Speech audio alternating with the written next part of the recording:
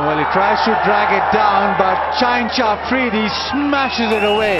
প্রথম দিনের প্রথম টেস্টটা বাংলাদেশের বোলারদের হাতে ছিল। 4 উইকেটে 158 রানে প্রথম দিনের খেলা শেষ হয়েছিল, কিন্তু টেস্টের দ্বিতীয় দিনটা পাকিস্তানের ব্যাটসম্যানরা নিষেধ করে নিয়েছে।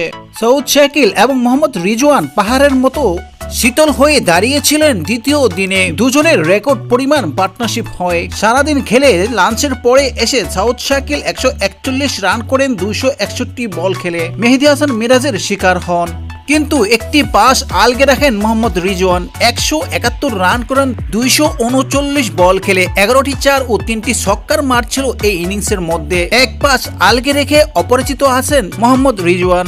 সৌদ শাকিলের পর আগা সালমান 36 বলে 19 রান করে আউট হন সাকিব আল হাসানের বলে। তবে শাহীন শাহ আফ্রিদি 29 রান করেন 24 বলে এবং মোহাম্মদ রিজওয়ান আছেন 171 রান করে ক্রিজে। পাকিস্তান পাহাড় সমান রান করে প্রথম ইনিংসের ঘোষণা করেন। দিনের শেষে এসে বাংলাদেশ ব্যাটিংও নামে। দ্বিতীয় দিনে এসে পাহাড় সমান রান করেন পাকিস্তান। 448 রান করেন 6 উইকেটের বিনিময়ে 113 ওভার খেলে। প্রথম দিনে নেই শরীফুল ও হাসান মাহমুদ, ভেবেছিলাম দুর্দান্ত কিছু করবে, কিন্তু আজকে সারাদিন তারা কোনো উইকেট পায়নি।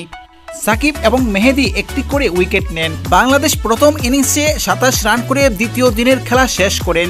সাদমান ইসলাম করেন 12 রান 30 বলে এবং জাকির হোসেন করেন 42 বলে 11 রান। এখন দেখার বিষয় তৃতীয় দিন এসে বাংলাদেশ ব্যাটসম্যানরা কতটুকু ঘুরে দাঁড়াতে পারে। যদি ব্যাটিং ভালো করে তাহলে ড্রয়ের সম্ভাবনা রয়েছে এই প্রথম টেস্টে। ক্রিকেটের সব আপডেট পেতে চ্যানেলটি পাশে থাকবেন আশা করি। ধন্যবাদ।